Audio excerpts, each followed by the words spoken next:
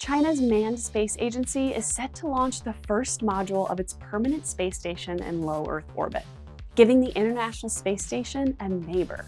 And it's working on a tight deadline because once that rocket lifts off, the countdown begins.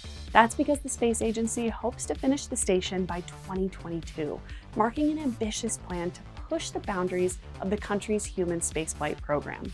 China is no stranger to building space stations, and this latest attempt will actually be its third one. The country has launched two previous experimental space laboratories, Tiangong-1 and Tiangong-2.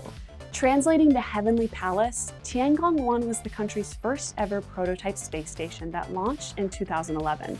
The space station was in orbit for a few years and even had multiple visits from Chinese astronauts known as taikonauts until CMSA lost contact with it after a technical issue in 2016. Eventually, Tiangong-1 had to come down, but no one knew exactly where it would land.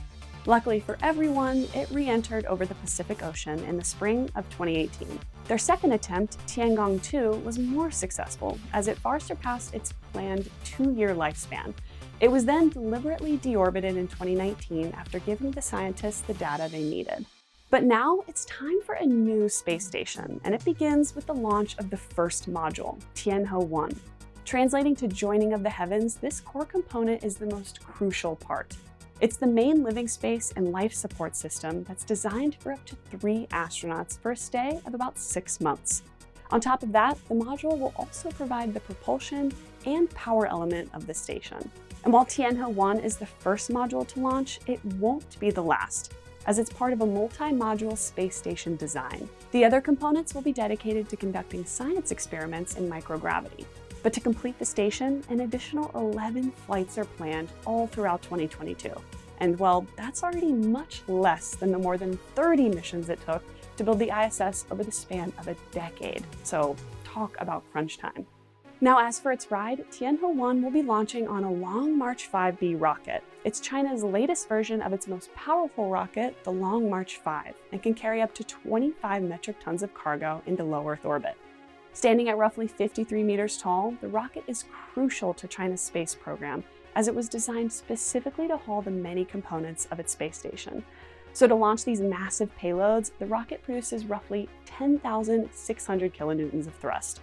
That's thanks to the rocket's 2 core engines powered by cryogenic liquid hydrogen and 4 strap-on boosters.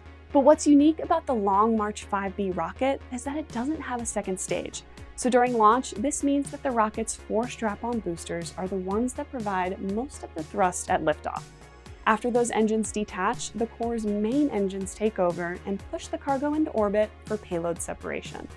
And because the rocket doesn't have reignitable engines, that means that the core will eventually re-enter the atmosphere and, wait for it, in an uncontrolled way.